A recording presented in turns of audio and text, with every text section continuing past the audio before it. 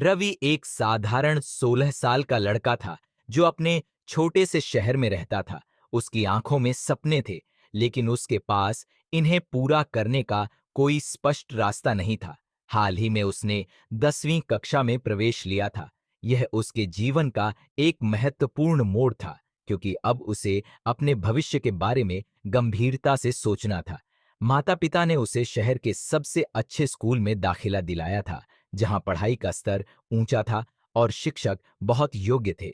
रवि को पढ़ाई में रुचि तो थी, लेकिन वह अपने समय को सही ढंग से इस्तेमाल नहीं कर पाता था।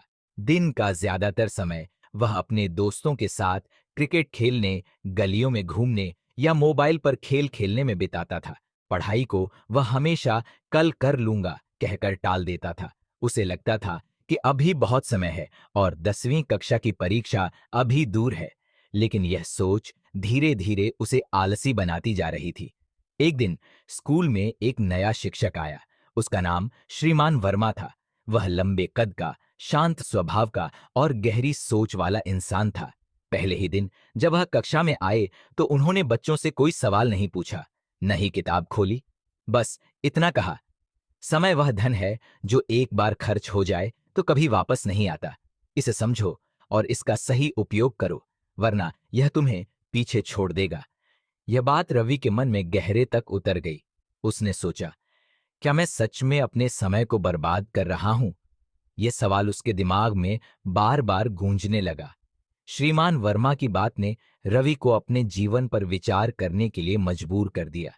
उसने अपने आसपास के लोगों को देखना शुरू किया। पिता एक सरकारी कर्मचारी थे। हर सुबह ठीक 7 बजे घर से निकलते थे और शाम को समय पर लौटते थे।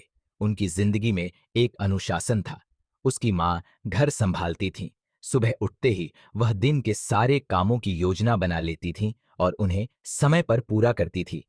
यहाँ तक कि उसके दोस्त भी अपने समय का कुछ न कुछ उपयोग करते थे। कोई ट्यूशन जाता था, कोई ड्राइंग सीखता था, लेकिन रवि, वह दिन भर बिना किसी उद्देश्य के इधर उधर भटकता रहता था। एक शाम रवि अपने पिता के पास गया और बोला, पापा, समय का सही उपयोग कैसे करते हैं? मुझे समझ नहीं आता। पिता ने उसकी ओर देखा और मुस्कुराते हुए कहा, बेटा, समय का सही उपयोग वही कर सकता है जिसके पास एक लक्ष्य हो। पहले यह तय करो कि तुम्हें जिंदगी में क्या चाहिए, फिर उस लक्ष्य को छोटे छोटे हिस्सों में बांटो और हर दिन उसके लिए कुछ करो। समय अपने आप सही जगह लगने लगेगा। पिता की यह बात रवि को बहुत पसंद आई। उसने सोचा कि उसे भी अपने लिए एक लक्ष्य ढूंढना चाहिए, लेकिन सवाल यह था कि वह करना क्या चाहता है। यह सवाल उसे रात भर सोने न दे सका। अगले दिन स्कूल में रवि ने श्रीमान वर्मा से अपनी उलझन साझा की। उसने कहा, सर, मैं कुछ बड़ा करना चाहता हूं, लेकिन समझ नहीं आता कि क्या। श्रीमान वर्मा ने उसकी बात ध्यान से सुनी और फिर कहा, रवि, लक्ष्य वही चुनो जो तुम्हें अंदर से प्रेरित करे। तुम्हें क्या अच्छा लगता है? क्या ऐसा कुछ है जो तुम दूसरों के लिए करना चाहते हो? रवि ने सोचा। उसे याद आया कि बचपन में जब उसकी दादी बीमार हुई थी तो एक डॉक्टर ने उनकी जान बचाई थी। उस दिन से उसे डॉक्टर बनने का सपना देखने की प्रेरणा मिली थी।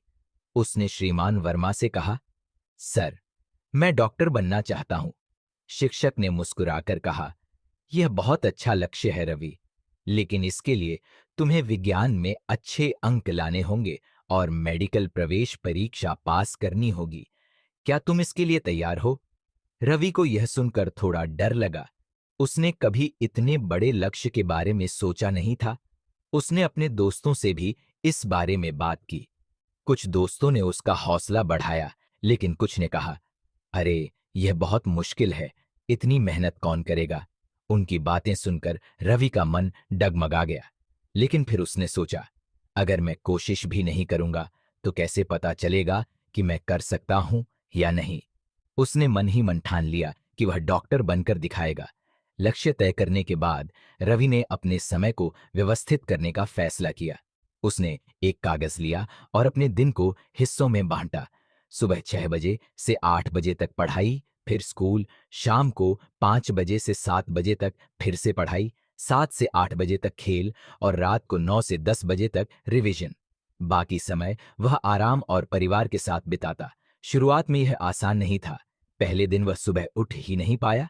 दूसरे दिन खेलने के समय वह दोस्तों के साथ ज्यादा देर तक रुक गया, लेकिन हर गलती से उसने कुछ सीखा। उसने अपने कमरे में एक बोर्ड लगाया और उस पर लिखा, समय बर्बाद मत करो। यह उसे हर बार प्रेरित करता। धीरे धीरे वह अपनी योजना का पालन करने लगा। कुछ हफ्तों बाद उसे अपने अंदर बदलाव दिखाई देने लगा। उसकी पढ़ाई में सुधार हुआ।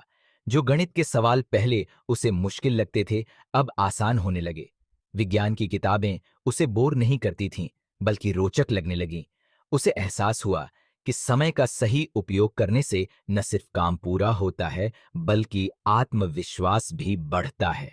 जीवन आसान नहीं होता और रवि के साथ भी ऐसा ही था। एक दिन उसके दोस्त ने उसे अपने जन्मदिन की पार्टी में बुलाया। पार्टी ठीक उसी समय थी जब रवि ने पढ़ाई का समय रखा था। उसे बहुत मन था जाने का, लेकिन उसने सोचा, अगर मैं अभी पढ़ाई छोड़ दूंगा तो फिर यह आदत बन जाएगी। उसने दोस्त को मना कर दिया और किताब खोलकर बैठ गया। एक दूसरी बार उसके घर में अचानक मेहमान आ गए।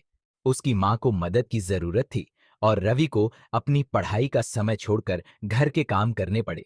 वह परेशान हो गया, लेकिन फिर उसने फैसला किया कि वह रात को थोड़ा देर तक जागकर पढ़ाई पूरी करेगा। इन छोटी छोटी चुनौतियों ने उसे सिखाया कि समय को लचीला बनाना पड़ता है, लेकिन उसे बर्बाद नहीं करना चाहिए। 10वीं कक्षा की परीक्षा नजदीक आई। रवि ने दिन रात मेहनत की। उसने हर विषय को समय दिया और अपनी कमजोरियों पर काम किया। जब रिजल्ट आया तो सब हैरान रह गए। रवि ने न सिर्फ अच्छे अंक हासिल किए, बल्कि विज्ञान में स्कूल में सबसे ज्यादा अंक लाया। उसके माता पिता की आंखों में खुशी के आंसू थे। श्रीमान वर्मा ने उसे बधाई दी और कहा, मैंने कहा था ना, समय तुम्हारा इंतजार नहीं करता, तुमने इसे पकड़ लिया। रवि ने अपने दोस्तों को भी अपनी सीख बताई। उसने कहा, समय को हल्के में मत लो, यह हमारा सबसे बड़ा दोस्त भी है और सबसे बड़ा दुश्मन भी। उसकी बातों ने कई दोस्तों को प्रेरित किया। 10वीं कक्षा के बाद रवि ने मेडिकल की तैयारी शुरू की। उसने हर दिन को एक नई चुनौती की तरह लिया। सालों की मेहनत के बाद उसने मेडिकल प्रवेश परीक्षा पास की और एक अच्छे कॉलेज में दाखिला लिया। आखिरकार वह डॉक्टर बना। अपने सफर को देखते हुए रवि ने महसूस किया कि समय का सही उपयोग ही उसकी सफलता की कुंजी था। उसने सीखा कि जीवन में सपने बड़े हों या छोटे, उन्हें पूरा करने के लिए समय को अपना साथी बनाना पड़ता है। आज वह न सिर्फ एक सफल डॉक्टर है, बल्कि अपने मरीजों और दोस्तों को भी समय के महत्व के बारे में बताता है। रवि की कहानी हमें सिखाती है कि समय अनमोल है। इसे बर्बाद करने से बेहतर है कि इसे अपने सपनों के लिए इस्तेमाल किया जाए, क्योंकि जो समय के साथ चलता है वही जिंदगी में आगे बढ़ता है।